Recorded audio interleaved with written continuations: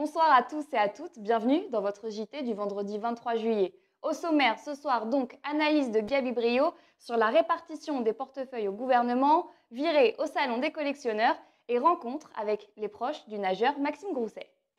Nous vous l'annoncions hier, les portefeuilles ont enfin été attribués aux 11 membres du 17e gouvernement. Alors que retenir de cette attribution des différents secteurs? Gabi Brio nous livre son analyse.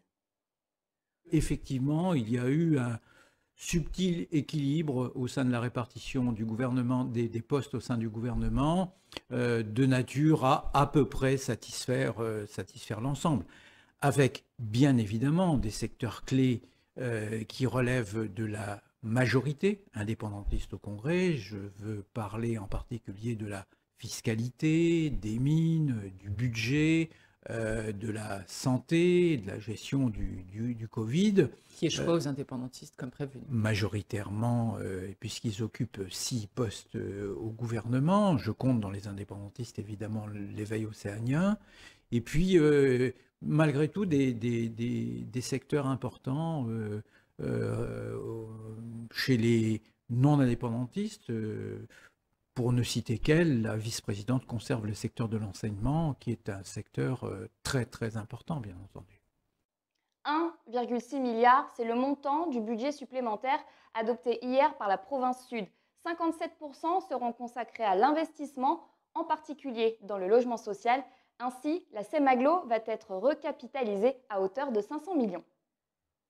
Qu'ils collectionnent les timbres, les voitures ou les coquillages, les connaisseurs l'attendent chaque année. Le Salon des collectionneurs revient pour une 21e édition.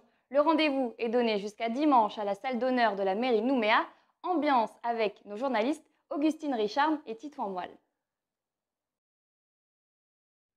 De la porcelaine à l'argenterie, en passant par les bandes dessinées, les voitures miniatures ou encore les timbres et les cartes postales, on peut vraiment trouver de tout au 21e Salon des collectionneurs qui se tient jusqu'à dimanche à la salle d'honneur de la mairie de Nouméa. C'est le rendez-vous annuel des collectionneurs et puis oui, c'est un lieu d'échange. Oui. Le but, c'est de faire des échanges de trouver des nouveaux collectionneurs et puis pour le club philatélique, d'avoir des nouveaux adhérents.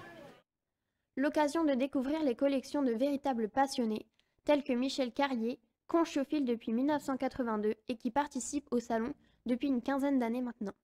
Pour dénicher de nouvelles pièces, ce détenteur de pas moins de 5 records du monde de taille de coquillage spécifique n'hésite pas à plonger à 95 mètres de profondeur. Et depuis que je suis arrivé en Calédonie, j'ai découvert ça. J'ai commencé par ne collectionner que les coquillages de Calédonie, principalement les cônes et les porcelaines.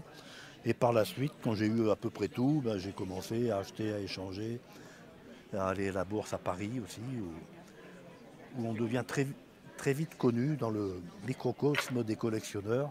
C'est tellement confidentiel qu'on peut être mondialement connu en n'ayant pas grand-chose en fait.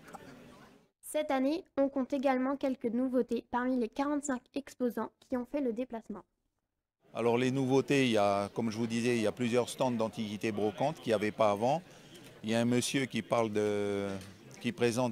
du matériel ancien de pêche et une jeune fille qui présente des miniatures de parfums.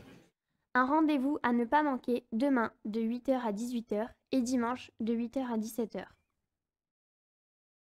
L'œil, l'Observatoire de l'environnement, a dressé le bilan des feux de brousse pour l'année 2019.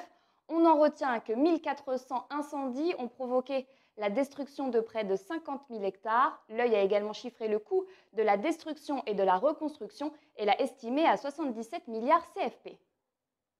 Le clap de début, c'est en effet ce vendredi que débute l'édition 2021 du Festival du cinéma de la foi. La cérémonie d'ouverture sera marquée par la projection au cinéma de la foi du film Nomadland, multi-oscarisé à Hollywood.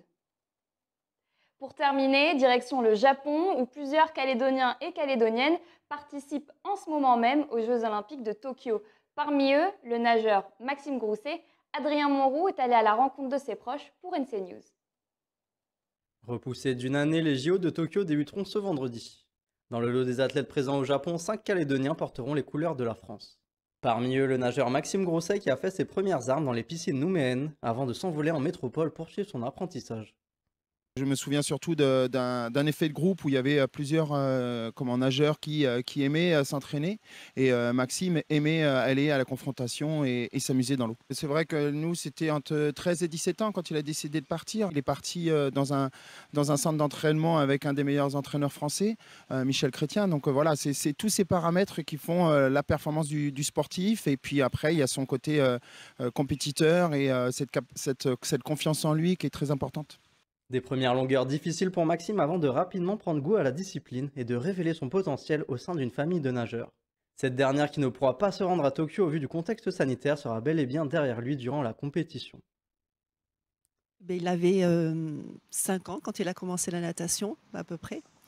Et son papa faisait de la natation également. C'est vrai que ses premières compétitions étaient assez drôle, enfin drôle, pas drôle pour lui parce que finalement quand il a plongé et il a pleuré tout du long, quoi. Les 25 mètres, aller et 25 mètres au retour.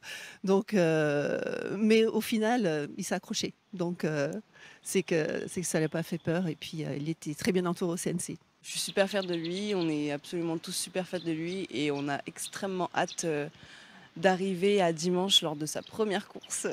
Effectivement, on ne peut pas suivre la compétition de Tokyo, donc sur notre canapé, ce sera déjà pas mal. Et quand on n'a même pas 10 ans, qu'on rêve d'être champion olympique et qu'on s'y tient, c'est vraiment impressionnant. Je l'admire beaucoup pour ça.